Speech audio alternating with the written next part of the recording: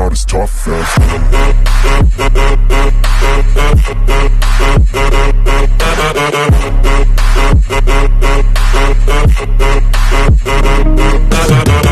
Mega love shoutout po mga ka-Wills lovers po ni Wills TV Mix Vlog. Ayan po, papunta po kami ng Alaminos City, Pangasinan po, dito po sa 100 Islands po. Pero bago po ang lahat, dito muna kami mag-umpisa sa office po bago po kami tatawid doon sa 100 Islands.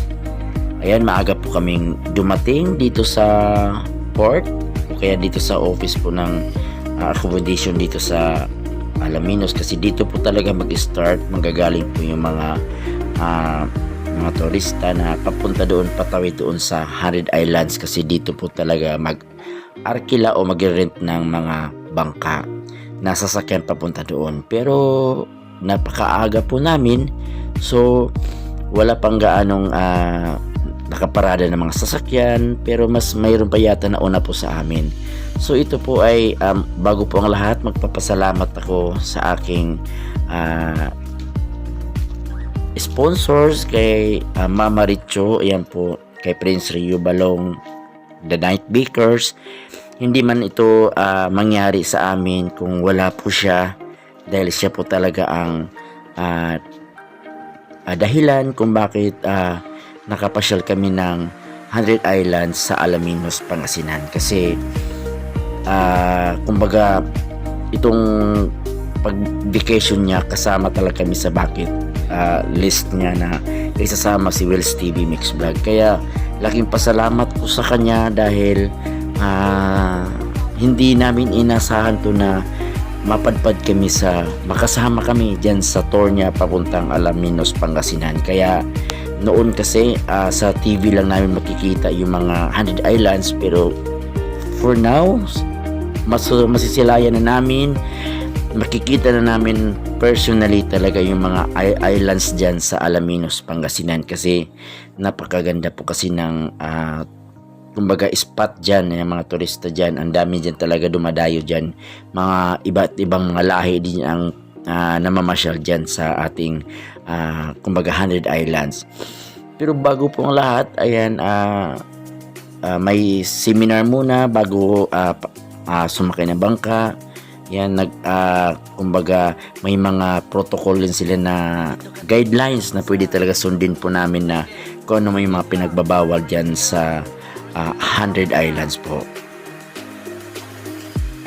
Kaya naman na-amaze po kami sa lugar, kasi napaganda po talaga. So first time namin sumakay sa ganyang klaseng bangka, dahil yung bangka naman namin sa Surigao del Sur, hindi ganyang style na kumbaga bangka na yan, kasi sa amin talaga iba. Pero dito para bang speedboat yung type niya, kaya namamangha po talaga kami sa mga ganitong mga sasakyan na pandaragat.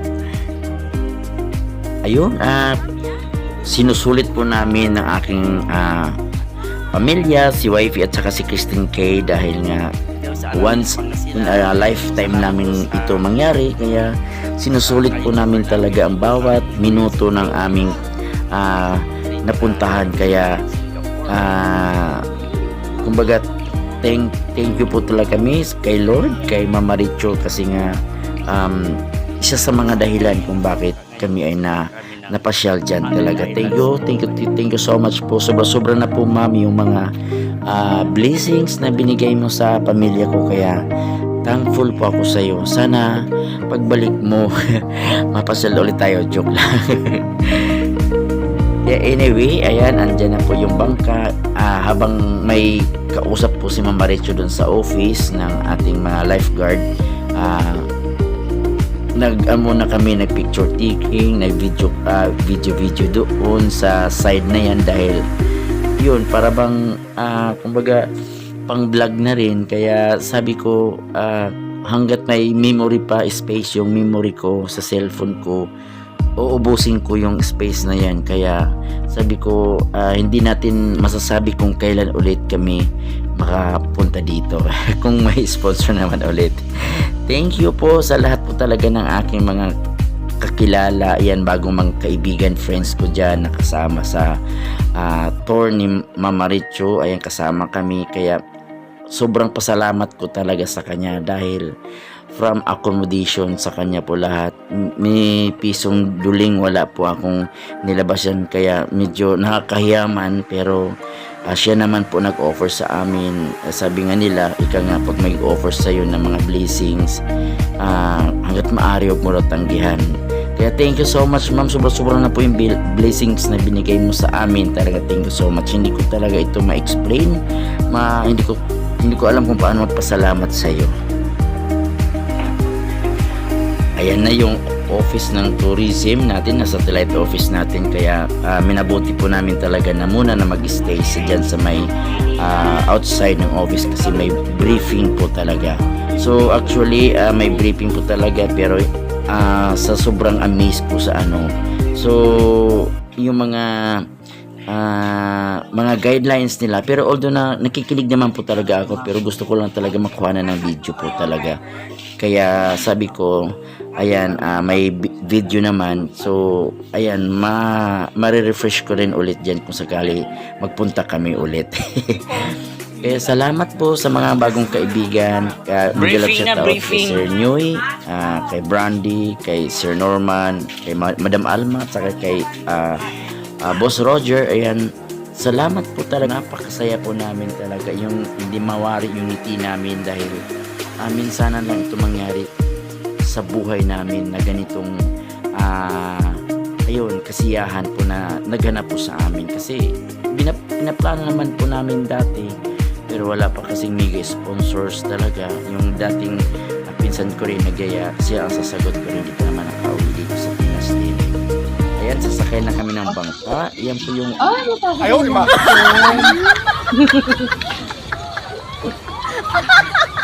Ayan, sasakay na kami ng bangka. Ay, ihatid lang namin sa labas, hatid lang namin, hatid. Itayin dito. Ma'am, dyan na lang kami. May Bye. Mama, dito na kami. Sasama talaga siya. Iwanan talaga, may bagong mami na siya. Naku. Ano?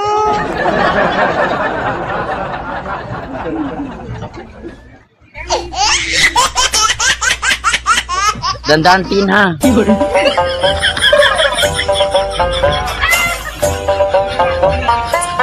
Din, bye-bye.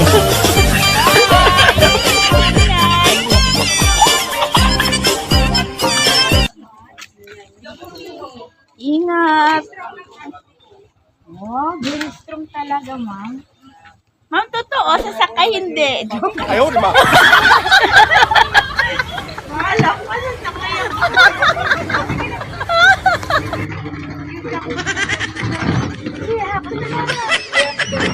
Pag walang night jacket.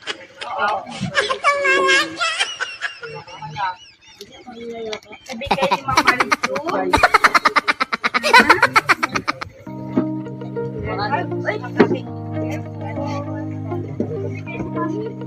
Good. Eh, di mo ka na Oh. apat pa. Sige. Huwag kayo magaganyan. Nagulat ako. Ilang pa? Dalawa pa. Huwag ka munang lalaro. Huwag ka munang lalaro. I-start ang paglalayag natin. Mayroon tayong mga kumbaga tour guide, ayan, na kumbaga ano talaga, kumbaga mag-i-start na po yung ano namin, ayan. And thank you God, ayan, start na po kami. Miguel love shout out people at the back, si Brenda, ayan, napaka ano talaga, jolly din kasama. Ayan, si Sir Nyoy, si Sir Norman, ayan, thank you so much po talaga sa inyo. Kaya hindi ko talaga mawari na yung ganitong sitwasyon ba na napasama ka sa ganitong yung kumbaga yung vacation na noon pa kumbaga iniwi-wish mo dati na makita mo itong Alaminos, Pangasinan, 100 Islands. This is it na talaga. So finally sa ilang oras lang masulyapan na natin, masilayan na natin namin pala yung ang ganda ng 100 Islands. Kaya siguro mga sabi ng ano natin ng piloto is 10 to 15 minutes andun na tayo sa first stop namin na islands na pupuntahan. Kaya malapit lang po talaga. So nakapaglayag na kami, start na po yung bangka namin. Ayan. So doon sa mga matatanaw natin sa malayo, yung mga bulubundukin na yun po yung mga islands po talaga. So nakakamangha po talaga ang islands ng Alaminos, Pangasinan, kasi may isang islands doon na kung high tide nawawala po yung ano niya. Kaya tama nga po yung katanungan po sa dati sa mga patimpalak na how many islands in the Philippines, may mawawala po talaga na isa kung high tide po talaga.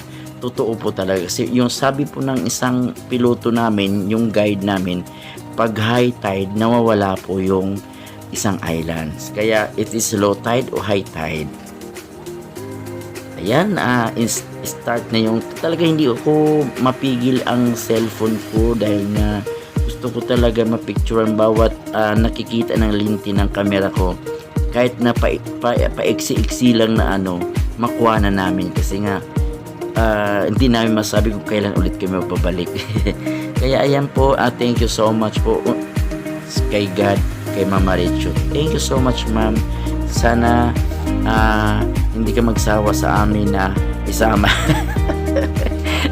Joke lang po. Thank you po talaga. Wala akong masabi talaga. At saka sa mga bagong nakilala kong mga vloggers din. And shout out po kay Sir Noy, kay Sir Norman, ayan, kay Miss Brandy, at saka kay Madam Alma, kay Sir Roger po. Ayan, salamat po. Ayan, napaka po talaga ng ating experience diyan. Napaka unforgettable po talaga itong pamamasyal natin. Nakasama kami sa Alaminos, Pangasinan. Kaya thank you, Lord. Ito naman malaking bahagi na aking pagkatao na may nakita naman akong kakaibang mga spot, mga tourist spot sa Pilipinas. Kasi kahit nasa Pinas lang naman kami, hindi naman namin naikutan lahat ng mga kumbaga mga bulubundukin o mga sulok-sulok na mga Pilipinas, yung mga tourist spot natin na nagagandahan. Kaya laking pasalamat ko is ito talaga yung pinaka highlights po ng pamasyal namin sa Alaminos, Pangasinan. Ayan po, abangan nyo po yung part 2 ng aking vlog. Hindi pa tapos po yan, mahaba po yung pong aking iba premiere. Kaya see you on next vlog po. Ayan, Alaminos, Pangasinan City. Thank you po, Mama Richo, and thank you all. God bless po sa lahat po. Bye-bye. Everybody on the fake shit. I look around and feel like everybody is the fakest. I make this every day and I'm impatient, hoping one day I blow up from the basement. Statement, the top is so vacant. I don't hear shit.